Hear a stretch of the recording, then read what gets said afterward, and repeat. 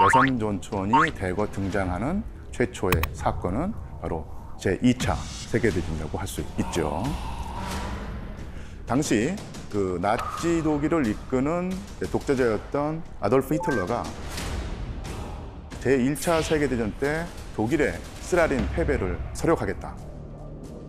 그리고 독일 민족의 영토를 확장해서 유럽의 어떤 패권자가 되겠다는 욕심을 가지게 됐죠. 그리고 1939년에 폴란드를 침공하면서 제2차 세계대전이 일어나게 됩니다.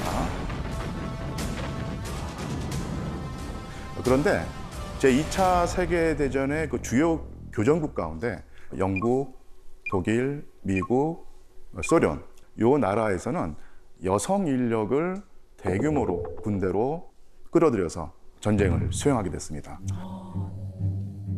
먼저 미국의 여성 군인을 한번 볼까요? 이게 제2차 세계대전의 미군 그 여군의 모습인데요. 이 영국의 기지를 둔 미 제8 항공부대에 배속돼 있어서 전신 인자기를 작동하고 있는 위민스 아미 코어의 부대원들의 모습입니다. 또한 미국 여성은 육군뿐만 아니라 해군에서도 근무하게 되는데요. 미 해군 자원 비상근무 여성부대라는 별도의 조직이 창설됩니다. 멋있다.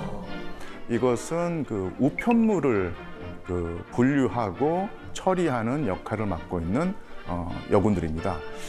사실은 뭐 해군하고는 직접 연관성이 없어 보이는 사진으로 보일지 모르겠지만 병사들의 사기를 가장 높이 올리는 방법 중에 하나가 가족에게서 온 편지를 읽는 그런 순간이었거든요. 그래서 저런 식으로 우편 업무를 처리하는 게 군대가 전쟁을 수행하는 데 상당히 중요한 역할을 합니다.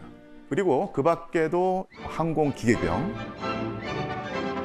그다음에 항공 금속 세공인, 라디오 운영자들, 남성이 일반적으로 하고 있었던 일을 여성들이 맡게 되고 그 임무를 아주 훌륭하게 수행했습니다. 영국의 여군은 어떤 역할을 수행했을까요? 자, 전투 나갔네요. 여기 군대를 다녀오신 분이 많을 텐데 저 포가 어떤 포인지 아시겠습니까? 네, 전투기 방어. 맞습니다. 예, 고사포란 표현도 있고 대공포란 표현도 있는데요. 저런 그 영국을 침공하는 나치 독일의 항공기, 전투기, 폭격기를 떨어뜨리는 대포를 운영하던 사람들이 주로 여성이었다는 얘기입니다. 그런데 여성 군인의 활동 범위는 뚜렷한 한계가 존재했던 것도 사실이에요.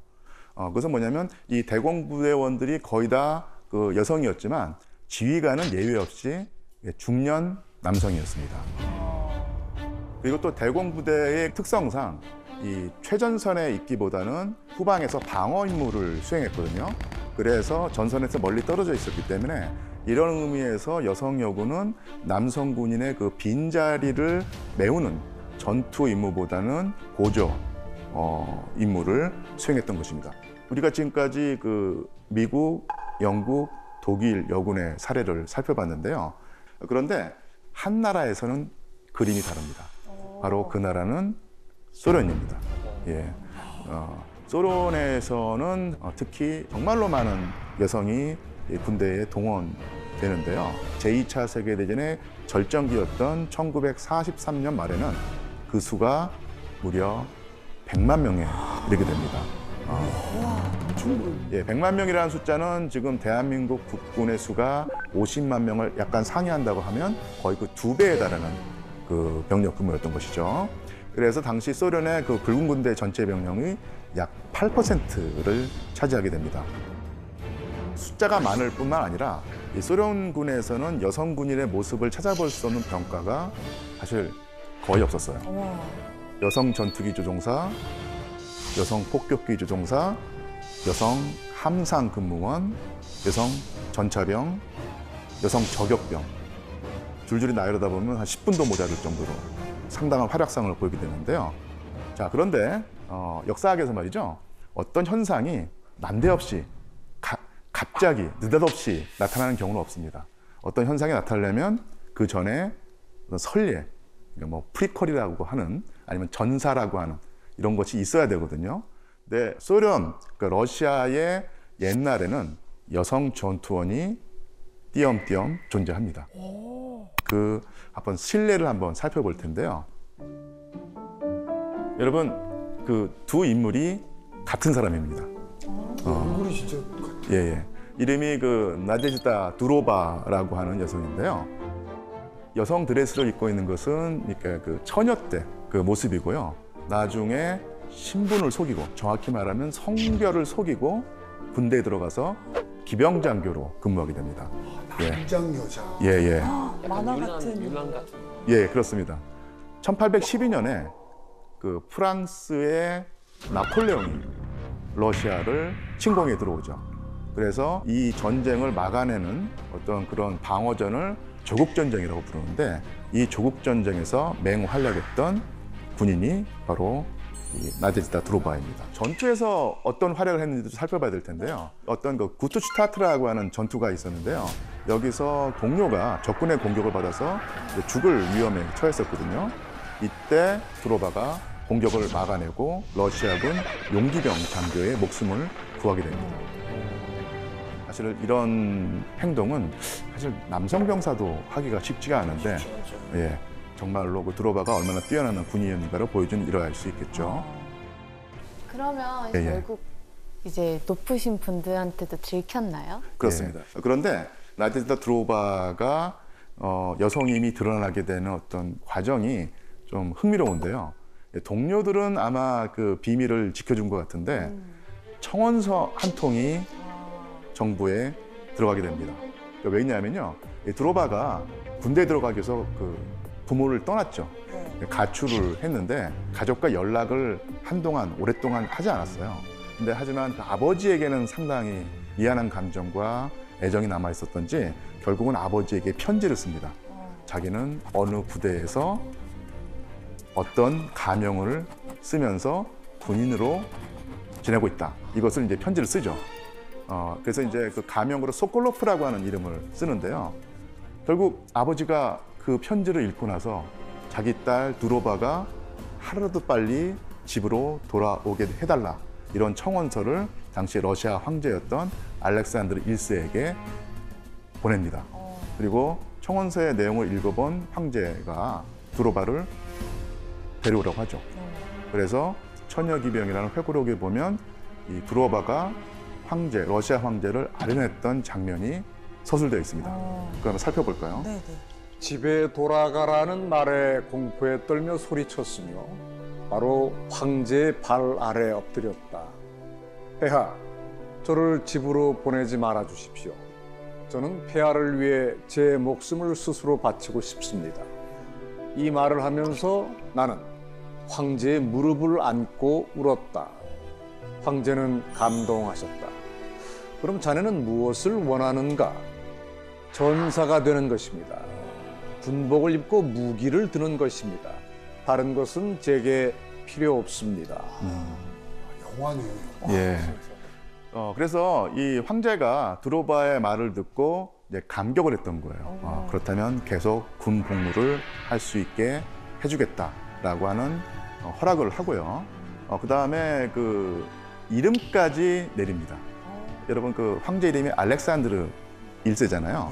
그래서 자기 이름을 따서 알렉산드로프라고 하는 이름을 또 친히 내려주죠. 그래서 그 이름으로 생활하게 됩니다. 그래서 혹시 그 두로바가 여자라고 깔보는 장교, 상관이 있을지 모르는데 황제가 내려주신 성을 쓰니까 못 건드리는 거죠. 그렇죠. 그러니까 이런 식으로 군 생활이 잘 풀립니다. 예. 그때도 그건 똑같네요. 예. 모든 군대가 다 똑같습니다. 예. 그래서 이후에 러시아에서는 여자로만 구성된 전투 부대가 따로 만들어져요. 이 시기는 바로 제1차 세계대전 때입니다. 그래서 여성 전투 부대 이름이 여성 결사대대입니다. 이게 살아있네요. 예. 그리고 그 여성 결사대를 지휘했던 인물이 바로 마리아 보치카리오바라는 사람인데요.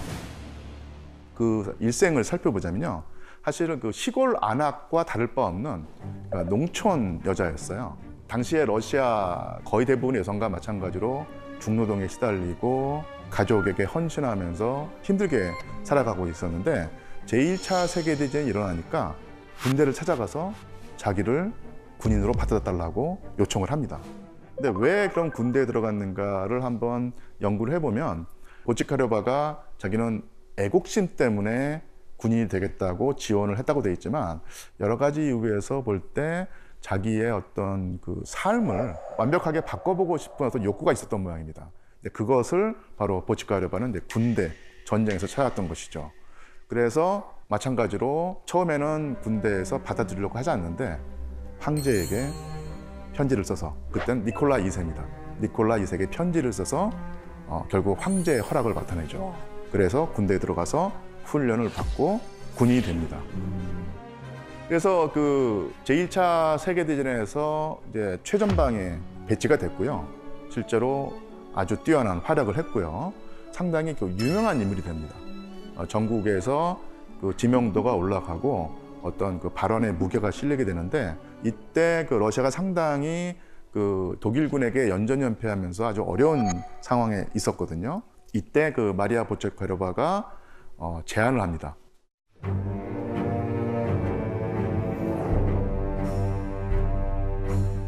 여성으로 구성된 전투부대를 만들어서 싸움을 하겠다. 그러면 이 남성 병사들의 어떤 투지와 자존심을 자극하게 되고 그러면 러시아군의 승리를 가져올 수 있지 않겠는가. 1917년 당시에 사실 러시아는 반드시 승리를 거둬야 되는 상황에 있었고요.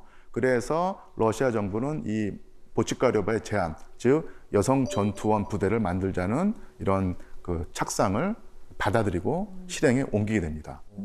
그래서 만들어진 부대가 바로 여성 결사대대인데요. 처음에 이런 부대를 만든다고 하니까 러시아 각지에서 여성들이 다 지원을 했거든요. 그 수가 무려 2,000명이었습니다. 근데 2,000명을 그 이 마리아 보치카려바가 조련하는데요. 상당히 혹독했다고 해요. 남자들도 힘들어하는 훈련을 시켰고 따라하지 못하면 가차없이 잘라버립니다. 그래서 여성 훈련병 중에 좀 이렇게 훈련에 좀 이렇게 성실하지 못했던 사람이 있었나 봅니다. 그래서 그 남성 교관에게 추파를 던지면서 어영부영하는 모습을 보이니까 그 모습을 본 보치카려바가 대번에 군복을 벗겨서 방출해버리죠. 예, 이렇게 해서 2,000명 가운데 추리고 추려서 훈련을 마친 여성 군인의 수가 300명이었습니다. 이 300명으로 벨라루스에 있는 최전방에 배치돼서 실제로 전투에 나서게 됩니다. 실제로 전투에 투입이 되니까 돌격을 했고요. 독일군 참호에 뛰어들어서 전투를 하고 적 참호를 결국 점령합니다. 그리고 독일군 장교와 병사들을 여러 명 생포하게 되죠. 그리고 그 독일군 장교를 생포한 이 러시아 결사대대원들이 두 손을 꽁꽁 묶고 당합니다. 왜? 그 이유가 뭐냐면 포로로 그런 것도 있지만 자결을 하지 못하도록. 적군에게 생포되는 것도 수치스러운 일인데 남성이 아닌 여성에게 포로가 됐다는 사실을 해서 그 자해를 할 수 있기 때문에 이렇게 두 손으로 꽁꽁 묶었다는 그런 회고록이 사료가 존재합니다. 자, 그런데 한 번의 전투로 상당히 큰 정가를 올리고 여성들의 어떤 그 활약상이 널리 퍼져나가지만 여러 가지 정치적인 상황 때문에 결국 여성 결사대대는 전투 한 번을 치르고 결국 이제 해체가 되고 말죠. 예. 하지만 이런 경험이 결국 쌓이고 쌓여서 제2차 세계대전 때 소련군이 상당히 많은 수의 여성 전투원을 쓰게 되는 어떤 밑거름이 되는 것이죠. 그 소련 여성 군인 얘기를 많이 하면서 그 자원 입대한 그 사례들이 많았다고 말씀을 드렸는데요. 그럼 소련의 여성 군인들이 군대에 지원하던 특별한 계기, 동기, 이유가 무엇이었을까? 이런 궁금증이 듭니다. 그래서 독소전쟁 초반에 전쟁 포스터가 많이 만들어지는데 이 전쟁이 뭔지 모르는 어린 소녀들에게 나라를 지켜야 한다는 애국심, 우리 가족은 내 손으로 지켜야 한다는 사명감을 심어준 것이 바로 이 전쟁 포스터였죠. 자, 내용을 보면 이 왼쪽에 중년 정도의 나이가 된 그 여성이 군인 서약이라고 하는 문서를 들고 소련의 젊은이들에게 입대할 것을 요청하고 있습니다.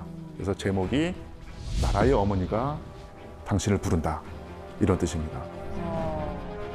그리고 반대편에는 결연한 표정을 지은 소련의 젊은 여성이 군수공장에서 포탄을 생산해내는 모습을 보여주고 있는데요. 소련의 여성들이 전선에 보낼 무기를 만든다. 승리를 위해서 모든 것을 바치자. 이런 내용이 들어가 있습니다. 진짜 저 포스터를 보면 어떻게 멋있다 이런 생각을 할 것 같아요. 예. 그런 생각이 들도록 만든 것이 바로 포스터죠. 자, 다른 포스터도 한번 보겠습니다. 자, 여러분 이 포스터를 보고 드는 느낌을 한번 말씀해 주시겠습니까? 내 가족들이 이렇게 잡혀 나가고 있다는 거. 근데 적군에 대한 분노를 좀 불러일으키는. 예, 맞습니다. 지금 잘 짚어주셨는데요. 여기서 나오는 여성의 이미지는 적군에게 공격당하고 유린당할 위기에 처한 그런 이미지죠. 그리고 실제로 짐승과도 같은 나치 독일군의 손에 죽음을 당한 여성과 아이의 모습이 나와 있습니다. 그러니까 소련의 남성 군인들이 이런 포스터를 보고 분노심을 느끼고 투지를 발휘해서 우리의 여성과 아이들을 지켜내자, 이런 생각을 품게 만드는 포스터였죠. 그런데 이런 포스터의 기본적인 이미지는 여성은 전쟁의 피해자라는 이미지입니다. 그리고 남성이 지켜줘야 될 존재라고 하는 그런 이미지로 나와 있죠. 실제로 이런 식의 포스터가 정말로 많이 배포돼서 소련 남성 군인들의 어떤 투지를 자극했는데요. 근데 과연 여기서 소련 여성들은 적군의 피해를 일방적으로 당하기만 하고 남성들의 보호를 받아야 되는 그런 나약한 존재이기만 했을까요? 그래서 다른 또 포스터가 있는데요. 밑에 있는 문구를 읽어보면요. 파르티잔, 이 파르티잔은 바로 게릴라 비정규 부대겠죠. 파르티잔이여, 무자비하게 적군을 무찔러라입니다.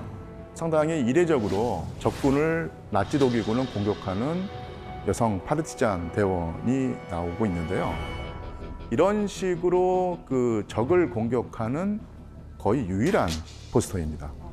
그런데 약간의 그 뒷얘기가 있는데요. 이 포스터를 작성한 화가가 바로 여성이었어요. 이름이 타치아나 예로미냐라는 여성이었는데 아무래도 여성이기 때문에 좀 더 그 어떤 남성과는 다른 입장을 가지고 이런 포스터를 그렸다고 할 수 있겠죠. 지금 역사학에서는 어떤 특정한 전투, 전략 전술, 무기 이런 데도 관심이 많이 있지만 전쟁 때 병사들이 어떤 생활을 했고 어떤 감정을 느꼈는가를 연구를 많이 하고 있습니다. 더더군다나 그 여성 군인들이 구체적으로 군 생활을 어떻게 했는지 역사학자들이 상당히 많은 연구를 하고 있는데요. 자, 그래서 전선에 도착하면요, 곧바로 전투에 투입되지 않고 마련되어 있는 훈련학교에서 훈련을 받게 됩니다. 저격병의 경우에 눈 감고 저격총 분해하고 재조립하기, 풍속 알아내기, 바람의 속도를 알아야지 정확히 저격할 수 있기 때문에 풍속을 재는 방법을 또 배웁니다. 그리고 구덩이 파기, 포복하기, 숲속 빈터로 가서 몸을 숨기고 위장하기, 이런 것들을 배우게 됩니다. 하지만 평범한 시민에서 군복을 입고 총을 쥐고 목숨을 걸고 적과 싸우는 군인이 되는 길이 사실은 그렇게 순탄치는 않았죠. 많은 장애물들이 있었는데 이 장애물들을 극복해내야 됐습니다. 군인이니까 이제 군용품을 받아야 될 텐데 기본적인 보급품조차도 모두가 다 남성 치수였어요. 그래서 통신병이었던 한 여군이 키가 153cm였었는데 신발 치수가 35였거든요. 그런데 지급받은 군화는 치수가 42였습니다. 상당히 컸던 것이죠. 군화 외에도 소련군은 양말 대신에 발사계라는 것이 있습니다. 그러니까 네모난 천인데요. 사실 발사계가 상당히 따뜻해요. 그래서 이제 발사계를 선호하는데 그것 대신에 그냥 양말을 받는 경우도 있었고요. 치마나 속치마가 따로 안 나오고 이 거친 면포로 만든 소매 달린 남성형 셔츠, 그리고 여성에게 필요한 속옷이 제대로 보급되지 않았습니다. 그래서 서치에 소매를 뜯기도 하고, 그리고 아까 제가 그 발사기라고 불리는 그 네모난 헝겊천을 받았다고 했죠. 이것으로 브레이즈를 만듭니다. 따로 보급되지 않았기 때문에 그런 식으로 이제 써야 됐던 것이죠. 이렇게 상당히 보급 문제에서도 이제 그 차별을 받고 힘든 상황이었었는데, 그렇다면 실제로 전투에서 여성 군인들도 남성 군인들처럼 똑같은 임무가 주어졌을까요? 그러진 않았을 것 좀 같아요. 달랐을 것 어느 같아요. 정도는 예. 차이점이 있었어요. 상당히 흥미로운 그 상황일 텐데요. 소련의 붉은 군대는 처음에는 여성 군인들을 위험한 전투 임무에서 배제하려고 했습니다. 여자가 제대로 군인이 될 수 있겠느냐. 저 여자와 내가 한 조를 이루게 되면은 내가 위험해져서 죽을 수가 있기 때문에 여성 병사들 따돌리고 받아들이려고 하지 않았죠. 그런 상황에서 여성 병사들이 남성 병사들의 편견을 이겨내고 남성 병사들의 인정을 받는 가장 좋은 방법이 가장 위험한 임무의 자원에서 그 임무를 해내는 것입니다. 여러분이 어떤 일을 수행하고 있는 것처럼 보이시나요? 부상자를 구해주는 예, 이게 의무병, 간호병일 텐데요. 우리가 생각하는 간호병은 후방에 있는 비교적 안전한 야전병원에서 붕대 감아주고 그 병사들 뭐 밥도 먹여주는 이런 일을 생각하기 쉬운데, 이 전시의 소련군에서는 그런 임무뿐만 아니라 총알과 포탄이 난무하는 전쟁터에서 다쳐서 움직이지 못하는 아군 병사를 구해줘야 되는 거예요. 이런 임무를 수행하다가 목숨을 잃은 그 소련 간호병이 정말로 헤아릴 수 없이 많았습니다. 자, 여기서 구체적인 한번 붉은 군대 간호병을 한번 살펴봐야 될 텐데요. 18세 간호병이었습니다. 크세니아 콘스탄티노바일 텐데요. 스몰렌스크 주에서 독일군과 싸우던 중에 크세니아가 소속된 부대가 전진하라는 명령을 받았습니다. 근데 이게 크세니아는 부상자들이 있었는데 이 부상자들이 이동할 수 없으니까 남아서 부상자들을 돌보는 임무를 맡았죠. 전투원들이 다 떠난 상태에서 최대 100명에 이르는 독일군이 바로 이 크세니아가 있는 부근 언덕에서 출현을 합니다. 그래서 크세니아가 곧바로 이 마부에게 부상자들을 수레에 태우고 자신은 홀로 남아서 독일군을 저지하기 위해서 자동 소총 한 자루 그리고 수류탄만 가지고 남습니다. 100명에 가까운 부대니까 아직 결과가 뻔하죠. 하지만 도망치지 않고 계속 대응하면서 전투를 해서 총알이 떨어질 때까지 싸웠고요. 모든 탄약과 수류탄까지 떨어진 다음에야 독일군이 이 크세니아 콘스탄티노바를 붙잡을 수 있었습니다. 그래서 결국 이 전투에서 크세니아가 목숨을 잃고 말았죠. 하지만 크세니아와 싸우던 독일군이 약 20명 정도 전사했다고 합니다. 그리고 어떤 또 증언에 따르면 60명에 이르는 그 독일군이 전사했다고 합니다. 그만큼 이 크세니아가 간호병이면서도 전투 임무까지도 해냈다는 것입니다. 육군 병사 중에서 가장 활약이 돋보였던 병과가 바로 저격병입니다. 그 제2차 세계대전에서 활약한 소련역은 2,000명이 바로 저격병으로 활동을 했는데요. 지금 이것이 훈련을 마치고 전선에 투입되기 직전에 기념 촬영을 한 것입니다. 네, 구체적인 인물을 들어 설명하면 훨씬 더 생생한 어떤 감을 잡을 수 있는데요. 자, 이 인물이 바로 가장 유명한 소련군의 여성 저격병입니다. 이름이 류드밀라 파블리첸코인데요. 1년 약간 못 미치는 기간 동안에 그 전선에서 독일군과 싸웠는데요. 그 기간 동안에 사살한 독일군의 수가 309명입니다. 한 사람이 309명을 사살했고요. 사실은 이런 식으로 전가를 올리면 독일군이 부대가 전체가 진격을 제대로 못합니다. 그러면 작전 수행에 엄청난 차질이 빚어지죠. 사실 309라는 숫자보다 훨씬 더 큰 전가를 올렸다고 할 수 있습니다. 그래서 얻은 별명이 영어로 레이디 데스입니다. 죽음의 숙녀라고 하는 이름으로 널리 알려졌죠. 또 이런 저격병뿐만 아니라 여러분 가장 뭐랄까요, 아주 전투가 격렬하고 그다음에 엄청난 근력이 요구되는 병과가 어디일까요? 호남. 예, 포병인데 특히 포병은 이제 후방에 있겠지만 정말 적과 최전선에서 맞붙이는 병과. 예, 바로 전차 부대입니다. 예, 전차 부대가 가장 이제 위험하고 정말로 힘든 병과였었는데요. 이 전차 병과에도 여성 군인이 있었습니다. 이름이 알렉산드라 사무센코라고 하는 병사입니다. 사실은 워낙 위험하고 격렬한 병과였기 때문에 평균 기대 수명이 4개월이에요. 전투에 투입되면 대개는 4개월 뒤에 전사한다는 얘기였었는데요. 이 알렉산드라 사무센코 대위는 무려 2년 넘게 활약을 했고요. 한 번은 전차 연대의 연대장이 부상을 당해서 전에서 이탈을 했는데 그 연대장을 대신해서 전차 연대를 지휘할 정도로 지휘 능력이 뛰어났습니다. 그런데 1945년 4월에 베를린 코앞까지 진격을 해서 마지막 전투를 앞두고 있었는데 그 전투 직전에 죽음을 당합니다. 알렉산드라 사무센코는 얼마나 여성 군인이 남성 못지않게 전투 임무를 수행할 수 있는가를 보여준다는 얘기죠.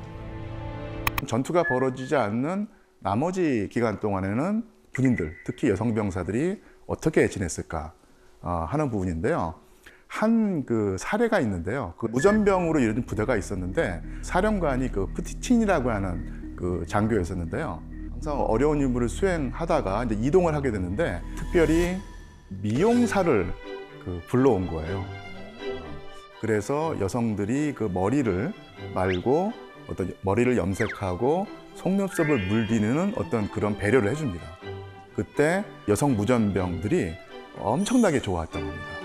그리고 전시 상황에서 오락도 중요하죠. 긴장을 이완하고 오락도 즐겨야지 되는데 이때 또 상부에서 관현악단, 오케스트라 공연에 갈 수 있게 배려를 해주어서 오랜만에 음악을 들으면서 잠시 전투를 잊고 긴장을 이완하는 시간을 가졌고요. 이런 과정을 통해서 더 훌륭한 군인으로 활약할 수 있는 또 기반이 마련되었다고 합니다. 자, 그래서 이렇게 한때 100만 명에 이르는 소련 여군들이 군 생활에 점점 익숙해지게 되는데요. 한 여성 부대가 엄청나게 유명해지고 큰 역할을 하게 됩니다.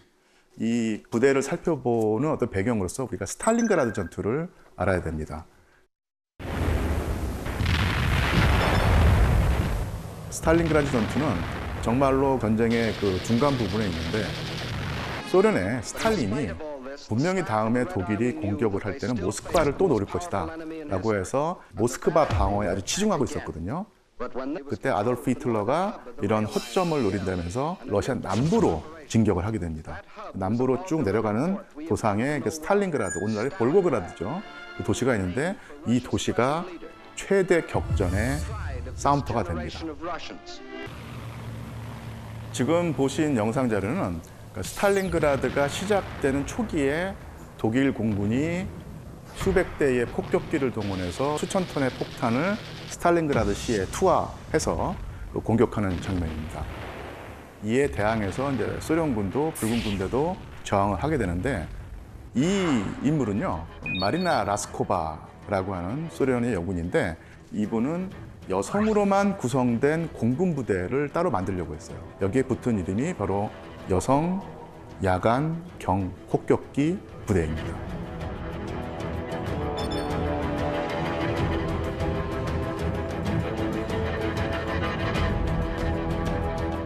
이 부대는 일반 정비병부터 조종사까지 다 여성으로만 구성되어 있는 부대였습니다. 이 부대가 정말로 큰 정가를 올려서 유명해졌는데요. 어떤 일이 있었냐면요. 라스코바 대령이 부대를 편성했는데 훈련까지 다 마쳤죠. 마치고 전투에 투입돼야 되는데 그러려면 여러분들 뭐가 필요하겠습니까? 전투기, 폭격기가 필요한데요. 소련 상부에서 최신형 비행기를 주기를 거절한 거예요. 왜냐하면 비행기는 모자른데 그 최신형 비행기를 아직 실력이 검증되지 않은, 전투 능력이 검증되지 않은 여성 부대에 주는 것은 낭비가 아니겠느냐, 이런 식의 반발이 생겨서 그것을 이제 거부했던 것이고요. 그래서 라스코바가 성능이 떨어지는 비행기라도 있으면 달라라고 요청을 하게 되고요. 그래서 제2차 세계대전 때는 그 단엽기라고 날개가 한 겹인 비행기를 쓰는데 폴리카르코프라고 하는 이 비행기를 받게 됩니다. 이 복역기는 20년, 30년 된 낙후 기종으로 속력이 떨어지고 주로 이제 연락, 그다음에 수송, 훈련으로 쓰는 비행기였거든요. 속력이 떨어지는 비행기이기 때문에 낮에 비행을 해서 공격을 하면 대번에 독일 공군의 공격을 받아서 격추되죠. 그래서 어쩔 수 없이 언제 작전을 수행해야 될까요? 예, 밤입니다. 밤에 전투를 수행하게 되는데요. 복역기에 폭탄을 싣고 비행을 해서 독일군 진지에 다가갑니다. 다가가는데 이 밤에는 그 눈으로 확인할 수 없지만 청음, 그러니까 비행기 엔진이 내는 그 소음을 듣고 소음이 들리면은 비상을 걸어서 대비를 하거든요. 그래서 적군 진지에 다가가면은 엔진을 끕니다. 엔진을 끄면 이제는 비행기가 이른바 활강 비행을 하게 되죠. 그래서 엔진 소리가 안 나니까 독일군이 대비를 못 하는 거예요. 그래서 이제 활강 비행을 해서 독일군 진지에 가면은 그때서야 폭탄을 투하하고 돌아온다는 얘기죠. 근데 상당히 활강 비행이 조정이 어렵습니다. 그래서 위험한 임무인데 하루에 적으면 2번, 많으면 4번 수행하는 거예요.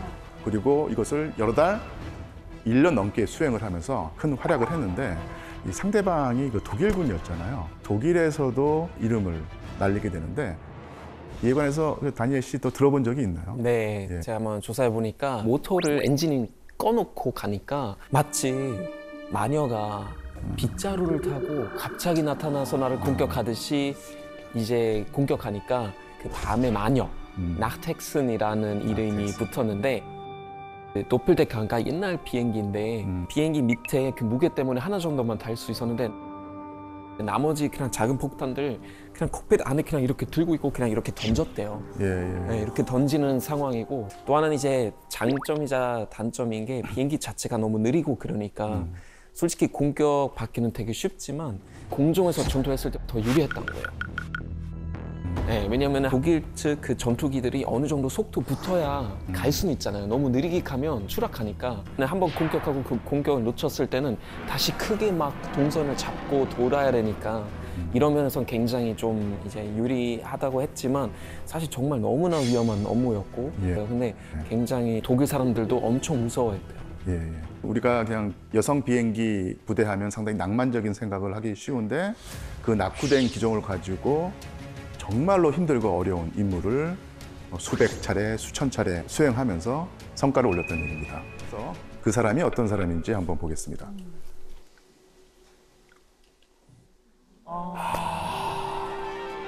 이름이 한나 라이치라고 하는 1930년대와 1940년대의 독일의 유명한 그 파일럿인데요.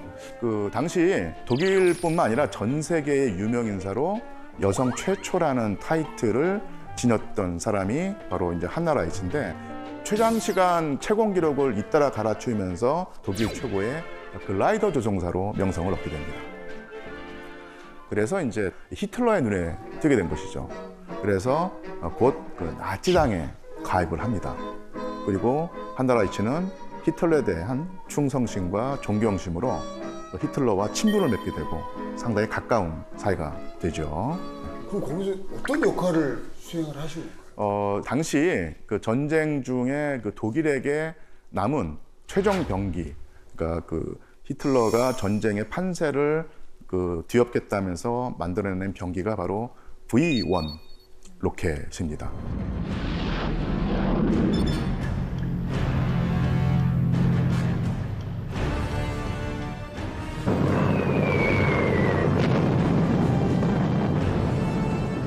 그런데 이 V1 로켓을 날리면은 연합국이 여러 가지 방어책을 써서 이것을 막아내고 있었어요. 그래서 그 V1의 그 명중률이 아주 밑바닥까지 떨어지게 되죠. 그래서 V1 내부에 그 파일럿이 직접 그 탑승해서 직접 목표를 들어받는 인간 폭탄 FI-103이라고 하는 무기를 제작하게 됩니다. 선생님, 그 예. 인간 폭탄이라 하면 그 가미가제처럼 비행기를 타고 폭탄과 함께 목표물에 떨어지는 걸 말씀하시는 거죠? 그렇습니다. 예, 예. 예. 그러니까 이때 한나가 이 인간 폭탄의 테스트 파일럿으로 많은 비행을 실시하게 되죠. 한나라이치가 이 끔찍한 무기의 그 테스트 파일럿으로 선정된 이유는 이 무기가 로켓으로 움직이고 로켓 연료가 떨어지면 글라이더처럼 활공을 해야 되는데 한나라이치가 글라이더 조종에서 아주 기술이 뛰어났기 때문에 그 기술을 발휘해서 테스트 파일럿 역할을 했던 것이죠. 그런데 참 역설적인 얘기인데요. 히틀러가 유대인과 슬라비인을 수백만 명 단위로 이제 학살하는 역할을 했는데도 이 프로젝트는 비인간적이고 비인륜적이다고 해서 취소를 했습니다. 뭐야? 그래서 제2차 세계대전에서 전투에 직접 참여한 독일 여성은 결국은 끝까지 나오지 않게 됩니다. 한나라이치는 그럼 결국에는 그 비행기를 타고 전투를 하다가 사망하지는 않았고요. 예, 끝까지 살아남았습니다. 그리고 2차 세계대전에서 이제 전세가 바뀌면서 오히려 독일군이 수세에 몰리고 결국은 소련군이 독일을 공격하고 베를린을 점령하게 됩니다. 이때가 1945년 4월 말이었는데요. 아돌프 히틀러가 베를린 지하벙커에서 자결을 하게 되죠. 맨 마지막에 한나라이치가 히틀러에게 찾아가서 히틀러의 탈출을 돕겠다고 하는 제안까지 하거든요. 그런데 히틀러가 그것을 받아들이지 않고 한나라이치는 살아남습니다. 그리고 그 이후로도 계속 국제 명사 지위를 누렸었죠. 그래서 상당히 그 나치당이라고 하는 전력이 문제가 되지만 여성 파일럿 세계에서는 상당히 높은 지위를 누리는 상당히 흥미롭고도 많은 것을 생각하게 해주는 역설적 인간이 바로 한나라이치라고 할 수 있습니다. 전쟁의 제2차 세계대전의 인명피해를 살펴보자면요. 전사한 군인의 숫자를 보자면 독일이 325만 명, 그리고 영국이 약 32만 명, 그리고 미국이 26만 명, 소련 군인의 사망 대수가 1000만 명입니다. 예. 그러니까 이런 식의 전쟁 피해가 당시 그 소련인에게 남긴 정신적 트라우마는 사실 이루 말할 수 없죠. 여기서 몇 가지 사례를 들어보자면요. 전쟁이 끝났지만 죽음의 공포가 사실은 사라지지 않습니다. 그 위에서 계속 남게 되는데요. 위생소대 그 지휘관이었던 그 마리아 예조바라는 어떤 군인이 있는데 붉은색만 보면은 몸이 얼어버리는 겁니다. 워낙 그 전시에 그런 피를 많이 봤기 때문에 그것이 이제 트라우마가 남아서 이 빨간색 천을 어디 입게 되면은 몸에 막 반점이나 두드러기가 나온다는 거예요. 심리가 신체까지 영향을 미치게 되고요. 또 이런 식의 반응과 또 다른 이제 반대편 극단적인 경우가 있는데요. 한 그 참전했던 여성 군인이 있었는데 전차 있죠. 이게 탱크 말고 시내를 운영하는 그 교통수단이 전차가 있는데 이 전차를 타고 가다가 어떤 그 시민 한 명이 그 심장마비를 느꼈는지 쓰러져 죽은 거예요. 그래서 그 모습을 보면서 다른 승객들이 다 놀래가지고 도망가서 전차가 통통 비었는데 유일하게 그 소련 여성 참전군인만 남았습니다. 왜냐하면 이 전차를 타고 가다가 어떤 그 시민 한 명이 그 심장마비를 느꼈는지 쓰러져 죽은 거예요. 그래서 그 모습을 보면서 다른 승객들이 다 놀래가지고 도망가서 전차가 통통 비었는데 유일하게 그 소련 여성 참전군인만 남았습니다. 왜냐하면 전시에 너무너무 많은 죽음을 봤기 때문에 시신이라는 것이 전혀 공포심을 주지 않는 거예요. 그래서 사람들이 왜 이렇게 시신을 두려워하는지 자기는 이해를 못하겠다. 이런 반응을 보입니다. 사실 양극단의 경우지만 전쟁의 공포, 그다음에 엄청난 그 전사자가 주는 심적 피해가 이쪽 극단, 저쪽 극단에서 나타나서 소련 여군들이 민간 생활을 할 때 남들과 다른 반응을 보이게 만들었던 것이죠. 자, 그런데 또 하나가 이제 전쟁이 끝나고 난 다음에 이 전쟁에 참여했던 소련 여군, 특히 여성 전투원들이 어떤 대우를 받았을까? 그리고 사회에서 어떤 위상을 차지했을까? 이런 이제 궁금증이 생깁니다. 그런데 상당히 여성에 대한 선입견, 편견이 작용하게 됩니다. 그러니까 이런 식의 어떤 그 주제가 사실 역사학자들의 많은 관심을 끄는 주제고요. 또 다른 형태의 사료가 있는데요. 한번 볼까요? 도대체 무슨 소리요? 그들은 싸움터에서 우리를 안전한 곳으로 끌고 간 우리 동무였어요. 나만 해도 부상을 입었을 때 그렇게 그들의 도움을 받은 적이 2차례였습니다. 그들은 우리의 누이였다니까요. 이 자료는 어떤 상황이냐면요. 전쟁이 끝나고 난 다음에 그 남성 군인에게 질문을 한 겁니다. 당신이 근무했던 부대에 그 젊고 아리따운 여군들이 많이 있었을 텐데 혹시 그 흑심을 품지 않았느냐, 이런 식의 그 질문을 했을 때 여기 말한 것처럼 하루에도 여러 차례 죽음과 삶이 왔다 갔다 하는 그런 위험한 상황에서 이 여군들이 자기와 자기 동료들의 목숨을 구해준 사람이었다는 거예요. 그래서 이런 증언을 본다면은 앞에 말한 전쟁터 마누라라고 하는 어떤 그런 편견이 성립하지 않을 수도 있다는 얘기죠. 하지만 전쟁이 끝나고 난 다음에 소련에서는 여성 참전군인을 대할 때 좀 슬픈 얘기가 있습니다. 나라를 지키기 위해서 적군을 많이 죽인 사람들은 남자일 경우에 어떤 평가를 받을까요? 최고의 전사다. 뭐. 예. 예, 영웅이다. 그러니까 영웅이란 대우를 받고 사회에서 이제 칭찬을 받는데, 똑같은 행동을 여성이 군인으로 하게 되면은 영웅이라고 하는 칭찬보다는 저 여자는 사람을 죽인 여자야. 살인자?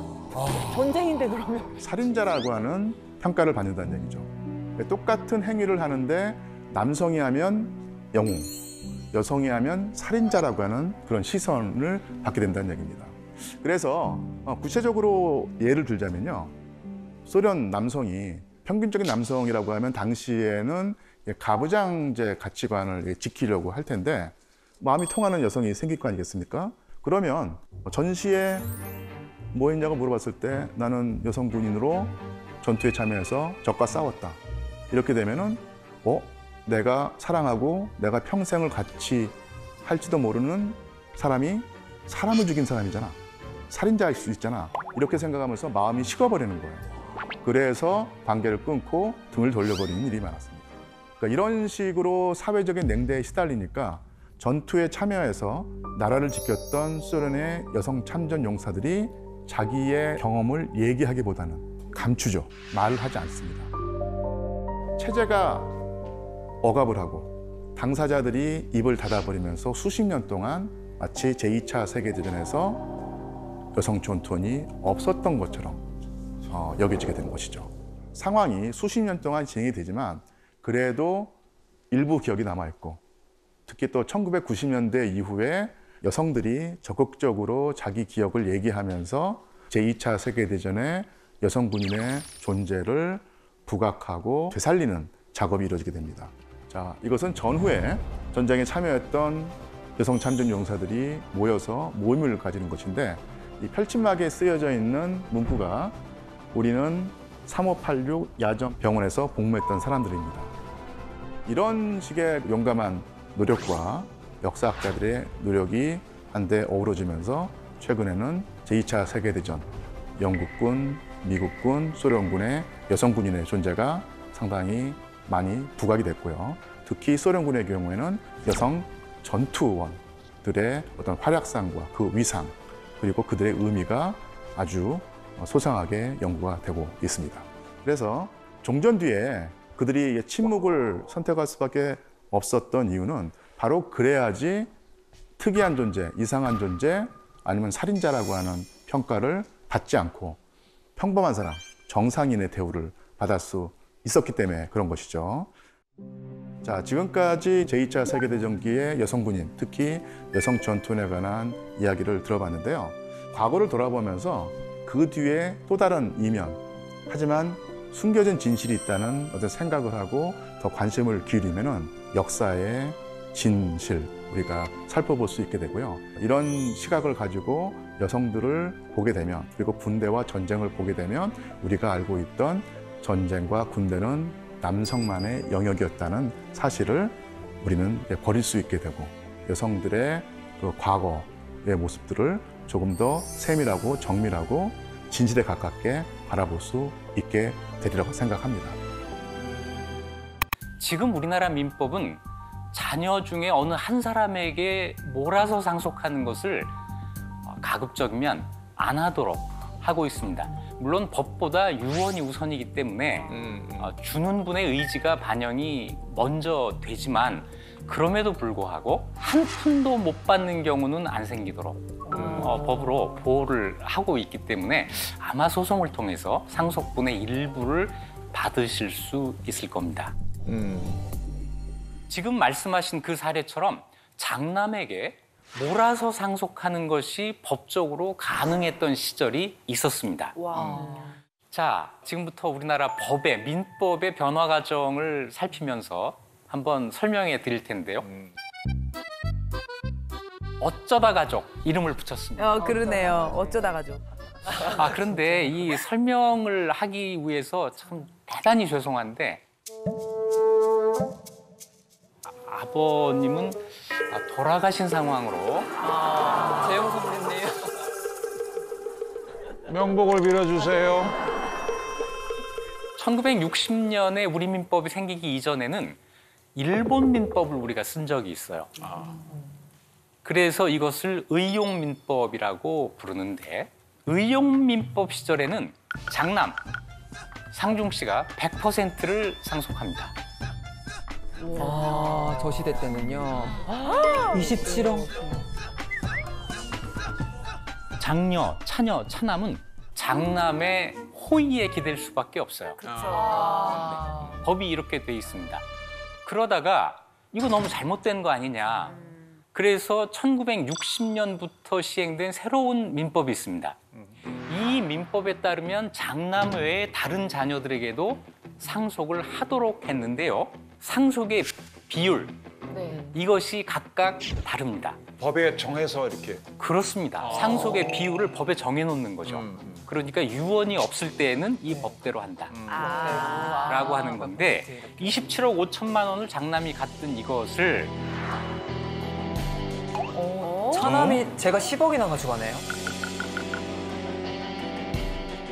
근데 왜 내가 작년대 제일 조금이죠?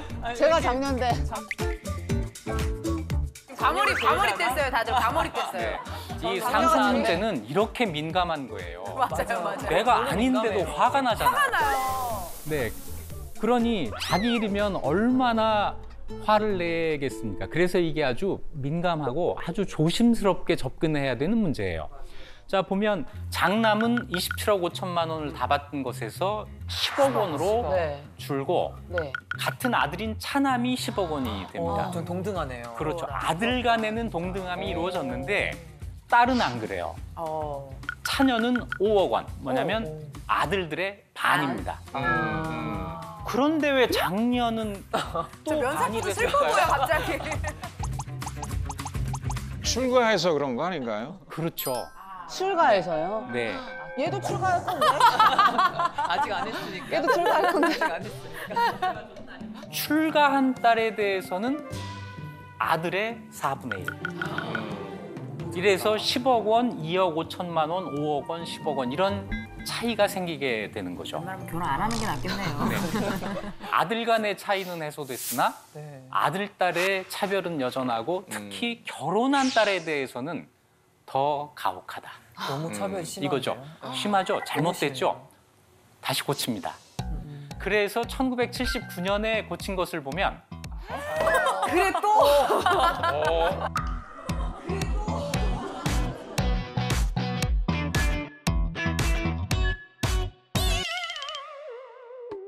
시집간 게 무슨 잘못이야? 그렇게 시집을 왜 가셨어요? 은지야, 너 자산이 늘었어. 그러니까요. 똑같아요. 버텨봐야 돼, 버텨봐야 돼. 자, 장남과 차남이 같아졌죠? 네. 뭐가 달라지죠? 차녀가 달라집니다. 그러니까 결혼하지 않은 딸은 아들과 같은 권리를 인정한다예요. 그런데 아직도 결혼한 딸은 그들의 4분의 1로 여전히 차별을 받습니다. 또 예를 들어 갔다 오면 다시 동등해지죠. 갔다 오면 예상치 못한 질문입니다. 큰딸아 무슨 생각하는 거니? 법 규정에는 가족 내에 있으면, 그러니까 갔다 오면, 온다고 하는 게 그냥 와서 사는 게 아니라 호적을 이쪽으로 옮기면 가능할 겁니다. 동사무소 가면 되겠네요. 자, 많은 사람들이 여기에 불만을 가졌을 겁니다. 그래서 1991년부터 현행 민법이 시행이 되는데 여기에 따르면 자, 보시죠. 봅시다. 똑같아.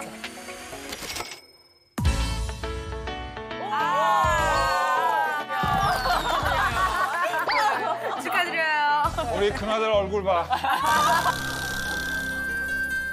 자, 그래서 이 문제가 아주 오랜 시간을 거쳐서 여러 번의 개정을 거쳐 가면서 겨우 지금까지 온 것인데 자녀들이 균분, 똑같이 나눠 갖는 이 제도는 지금부터 불과 31년 전부터 시행된 것입니다. 진짜 얼마 안 됐네요. 그렇죠. 우리 긴 역사를 생각하면 굉장히 짧은 역사를 가지고 있는 거예요. 그래서 젊은 사람들은 다 그게 당연해, 여기 계신 분들은 다 그게 당연해 이렇게 생각을 하시겠지만 아직도 그것은 옳지 않아.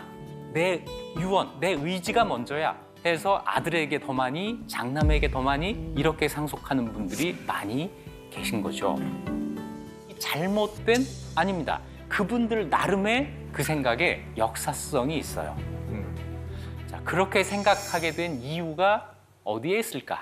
지금부터 우리 조상들이 어떤 식으로 아들과 딸들에게 재산을 물려줬는지 우리나라의 상속의 역사를 살펴보도록 하겠습니다. 누이가 여럿이고 외아들인 사람한테 유산을 나눠주면서 너는 아들이니까 좀 더 가져라. 그랬더니 아들이 안 됩니다 해가지고 이걸 사양을 해요. 그래서 똑같이 나눕니다. 이거는 사양했기 때문에 미담으로 기록이 된 거죠. 양보해준 누이들도 사양한 동생도 다 아름다운 마음을 가지고 있는 거죠. 그래서 기록이 된 거고, 기록되지 않은 수많은 감남 물려들의 상속은 아들, 딸이 반반 똑같이 나누어 갖는다. 이겁니다. 고려에서는 부모가 살아있을 때든 돌아가신 다음에든 재산을 균분하지 않았다는 기록이 오히려 없어요. 어떻습니까? 우리가 알고 있는 우리 역사, 주로 조선의 역사와 많이 다르죠. 네. 고려는 조선과 다른 나라입니다. 그래서 조선 이전에 또 다른 500년의 전통이 우리에게 있는 거죠. 자, 고려 시대에는 가족, 친족, 생각부터가 달랐습니다. 우리가 가족 하면은 다 남자 생각하잖아요. 친족해도 전부 남자 중심으로 증조 할아버지, 할아버지, 아버지 이렇게 생각을 하는데 고려 시대는 이게 달라요. 이게 어떻게 다르고 왜 다르고 하는 것은 아주 깊은 연구, 공부가 필요하니까 오늘은 좀 뒤로 무르고 두 가지만 외우죠. 고려 시대에는 가정 안에서 아들과 딸의 대우가 똑같다. 이미 눈치채셨죠? 네네. 가족 안에서 아버지와 어머니의 관계도 거의 대등하다. 그러니까 사회적으로는 그렇지 않더라도 가정 안에서는 남녀 평등이 실현됐다고 할 수가 있는데요. 먼저 아들, 딸의 이 관계는 균분 상속을 보면 아실 거고요. 손변처럼 아들, 딸에게 똑같이 나누어줬으니까요. 자, 여러분은 할아버지와 외할아버지, 큰아버지와 외삼촌 어느 쪽이 더 가깝다고 느끼세요? 무조건 친가 쪽으로. 친가 쪽, 아무래도 친가 쪽. 그렇죠. 네. 집안에 무슨 일이 있어도 친가 일이 외가 일보다 좀 우선하는 경향이 아직도 있잖아요. 그렇죠. 조선 시대에도 그랬는데 고려 시대에는 그렇지 않았습니다. 우리 벌써 말할 때도 친가, 외가, 친, 좀 가깝고 외, 바깥이고 네. 벌써 말로 구별을 하잖아요. 네. 사실은 친가란 말은 안 해요. 이건 그냥 있는 거고 이게 바깥이라고 생각을 하는 거죠. 자, 그런데 고려 시대에는 이 말 자체가 없어요. 나를 중심으로 이렇게 동심원을 그리면서 같은 거리에 있는 사람은 똑같습니다. 예를 들어서 나의 할아버지와 외할아버지. 아버지를 통해서 어머니를 통해서 거리가 똑같잖아요. 그럼 그 두 분은 나에게 똑같은 존재예요. 그래서 외할아버지란 말이 없습니다. 그냥 할아버지예요. 외삼촌. 외숙모 이런 말 다 없어요. 그냥 숙모, 삼촌이죠. 우리 사촌들도 보면 사촌, 외사촌, 고종사촌, 이종사촌 이렇게 있잖아요. 이런 말 자체가 없습니다. 다 사촌이에요. 나와 거리도 같고 권리 의무도 같고 이 중에서 내가 누구랑 친하게 지내느냐 하는 것은 사람마다 다른 거죠. 그렇기 때문에 친외가 차별되지 않으니까 아버지와 어머니가 이 친족 관계 안에서 갖는 위치가 똑같다고 이야기하는 거죠. 평등하죠. 평등하죠. 그래서 아들과 딸, 아버지와 어머니가 똑같다. 친족의 범위는 나를 중심으로 사촌 이내로 한정이 된다. 이야. 네, 교수님, 저 궁금한 게 혹시 외할아버지, 이제 친할아버지 나누게 된 시기는 언제부터인가요? 실제 생활에서 외할아버지라고 있지만 사용하지 않아요. 그러다가 조선시대 들어가서 서서히 친과 외를 구분하기 시작합니다. 외가 등장하고 외할아버지, 외삼촌, 외숙모 이런 말들이 이제 쓰이기 시작하는데 일상적으로 쓰인 시기는 생각보다 굉장히 느려요. 18세기 정도 가서야 비로소 친할아버지와 외할아버지를 엄격하게 구분하기 시작합니다. 18세기 때부터. 가족의 구성, 가정의 분위기 이런 것들도 고려시대는 남자보다는 여자가 중심이 됩니다. 결혼을 했어요. 어디 가서 살까? 남자가 장인의 집에 가서 삽니다. 이거를 다른 말로는 처가살이, 처가에 가서 사는 거니까 처가살이라고 하는 거죠. 네네. 그래서 고려시대의 표준 가정을 보면 노부부가 아들이 아니라 딸, 사위, 그리고 그들의 자녀, 외손주들이죠. 이렇게 사는 게 고려시대의 표준 가정이에요. 내가 처가에 도움을 받기 위해서가 아니라 내가 장인 장모를 모시기 위해서 들어가는 사위가 있다는 거죠. 네, 그러겠네요. 그런데 사실은 제가 이 질문을 해놓고도 아차했어요. 왜 남자가 여자 집에 들어가 사는 이유를 나는 묻고 있을까? 혹시 이 질문의 이면에는 여자가 남자 집에 들어와 사는 게 너무나 당연한 거기 때문에 이 당연하지 않은 일을 왜 했냐고 내가 묻고 있는 게 아니냐 하는 생각이 들었는데 이런 선입관을 다 배제하면 답은 뭐겠어요? 편한 대로? 그러네요. 그렇죠. 어떻게 해야 된다는 게 없으면 그냥 편한 대로 했을 거잖아요. 그러니까 어느 쪽이 옳다라는 걸 빼고 어느 쪽이 편했을까를 생각하면 당연히 처가살이 쪽이 편하다. 우리가 이렇게 생각하는 것처럼 고려시대에도 아마 그렇게 생각을 했을 겁니다. 남성은 관직에 나가든 농사를 짓든 바깥에 나가 있기 때문에 집안 살림은 전부 여성들이 하거든요. 이 여성들의 손길이 미칠 때 이 여성과 피가 섞여 있는 사람, 편의상 선택을 했다면 처가살이가 더 우선 고려되었을 것이다. 물론 법으로 정해져 있는 건 아니기 때문에 사정 따라 다릅니다. 상황 따라 다르긴 한데 이런 집이 더 많았다는 것이죠.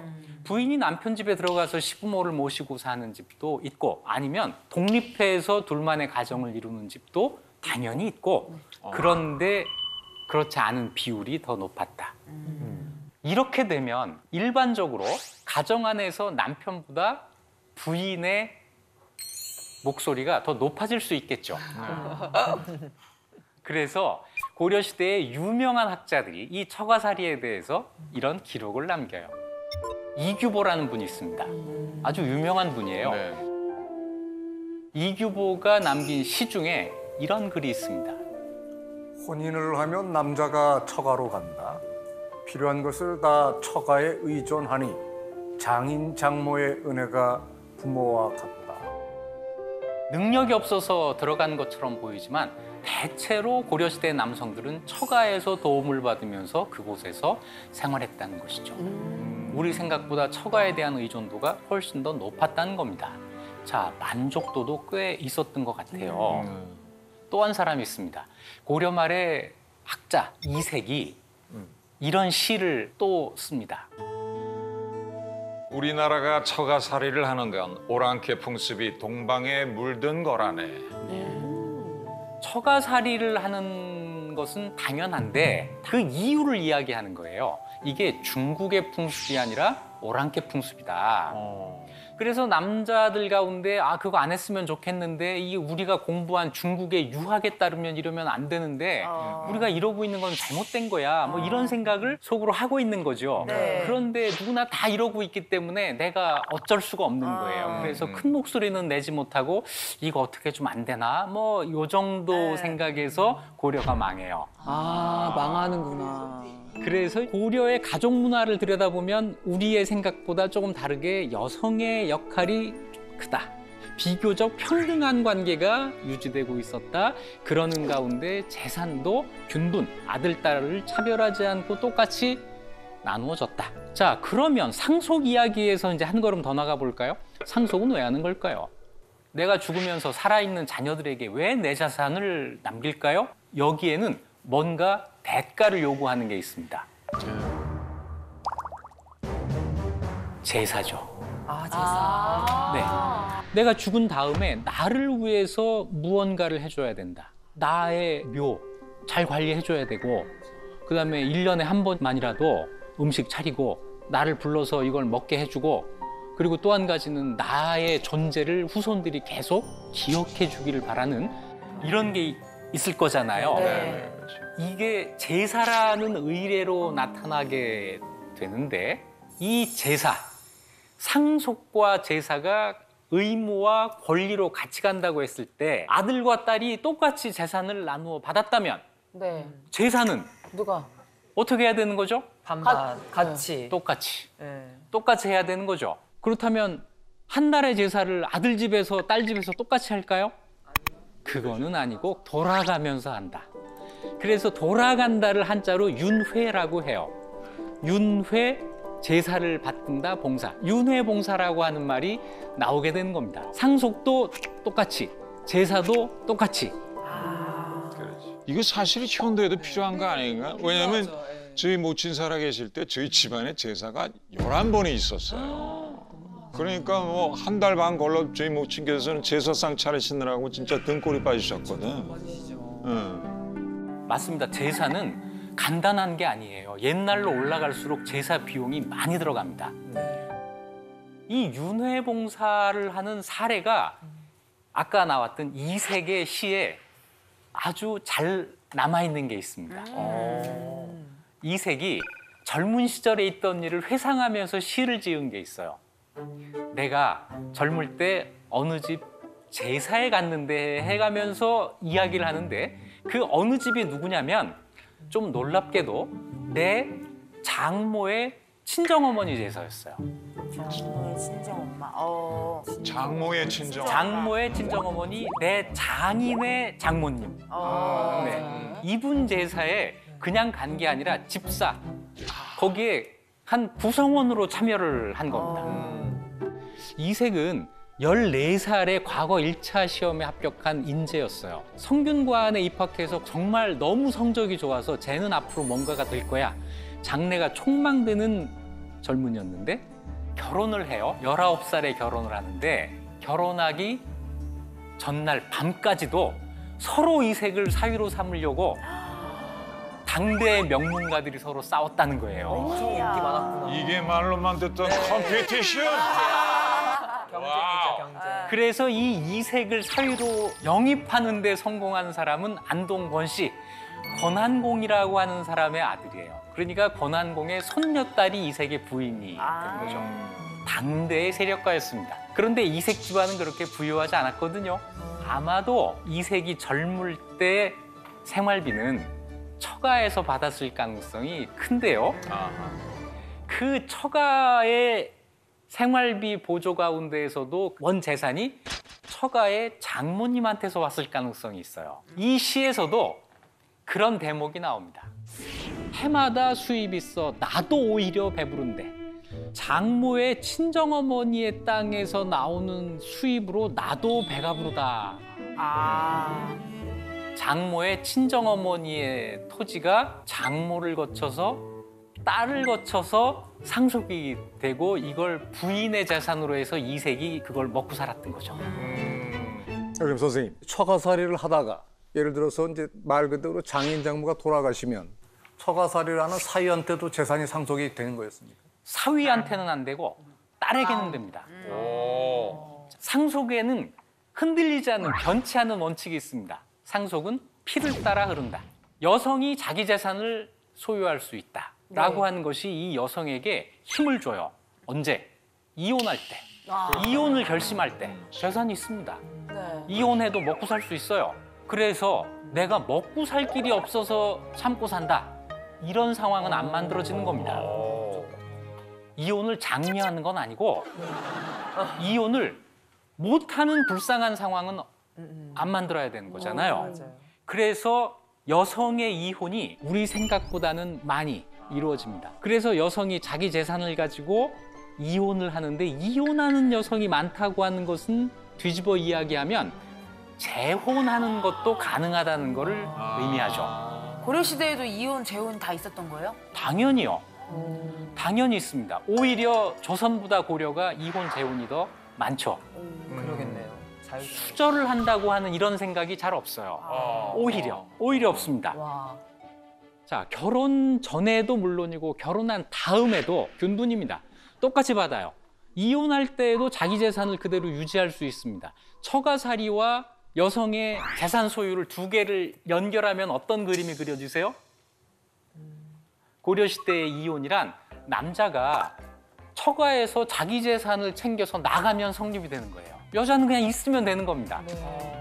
자, 여성이 재혼하는 것에 대한 어떤 터부 이런 것이 없다는 거예요. 당연히 남성도 마찬가지죠. 여성이 그런다면 남성의 이혼과 재혼도 할 수 있다. 불가능하지 않다라는 건데 더 생각해 볼까요? 고려시대 일부 다처제, 일부 일처제 이거 어땠을까요? 진짜 제가 궁금했어요. 고려시대에 또 처첩 제도가 있지 않았습니까? 근데 이혼이 자유로울 것 같으면은 한 명만 있으실 것 같은데. 그러니까 첩 데려오면 기분 첩은 안될 나빠서 것 그냥 같아. 네 재산 갖고 나가 막 이렇게 됐을 것 같기도 하고. 첩 없었을 것 같아요. 맞아요. 처가살이를 하는데 일부 다처면 어떻게 해요? 네. 몽골과 전쟁이 끝난 다음에 인구가 줄어요. 인구가 주는 것은 심각한 문제니까. 그래서 박유라고 하는 꽤 고위 관리인데 이 사람이 국왕한테 일부 다처제를 제안합니다. 이렇게 해야 전쟁 중에 남자가 많이 줄었고 인구가 전체적으로 줄었으니 일부 다처제를 시행해서 빨리 인구를 늘려야 된다. 이렇게 이야기를 해요. 그런데 이 조정에서 논의가 소문이 퍼져나가가지고 개성 시내 개경의 사람들이 이걸 알게 돼요. 그랬더니 부녀자들 사이에서 원망의 목소리가 높아집니다. 그렇죠.